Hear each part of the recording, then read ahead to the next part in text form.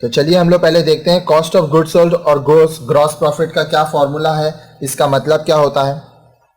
A business enterprise either purchases goods or manufacture goods to sell in the market। अब देखिए कोई भी आदमी जो कि बिजनेस कर रहा है वो क्या करेगा, या तो किसी से प्रोडक्ट खरीदेगा या तो खुद उस प्रोडक्ट को बनाएगा और फिर बाजार में बेचेगा, या तो खरीद के बेचेगा या तो खुद बना के बेचेगा।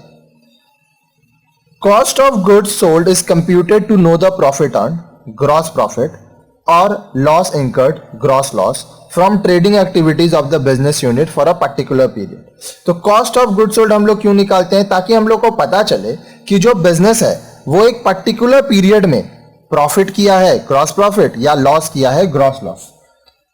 अब देखिए कॉस्ट ऑफ गुड्स सोल्ड जिसका शॉर्ट फॉर्म है COGS,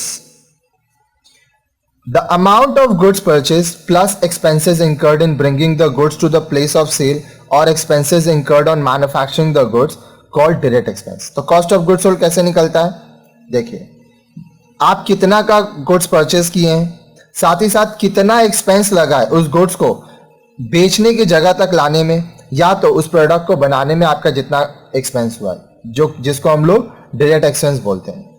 in case there is a stock of good to be sold in the beginning of the year और at the end of the year, the cost of good sold is calculated as follows. अब मान लीजिए आपके पास पहले से कुछ stock है और एंड ऑफ द ईयर कुछ स्टॉक है, तो फिर आप कॉस्ट ऑफ गुड सोल्ड कैसे करेंगे।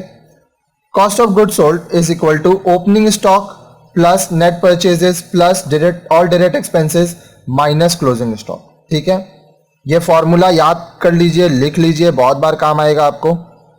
अब देखिए ग्रॉस प्रॉफिट कैसे निकलता है, net sales minus cost of goods sold. तो अगर कोई सम्स है जिसमें ग्रॉस प्रॉफिट बोलेगा तो आपको पहले नेट सेल्स निकालना होगा और gross cost of goods sold निकालना होगा, फिर ये दोनों माइनस करके हम लोग निकाल पाएंगे कि कितना आपका ग्रॉस प्रॉफिट है।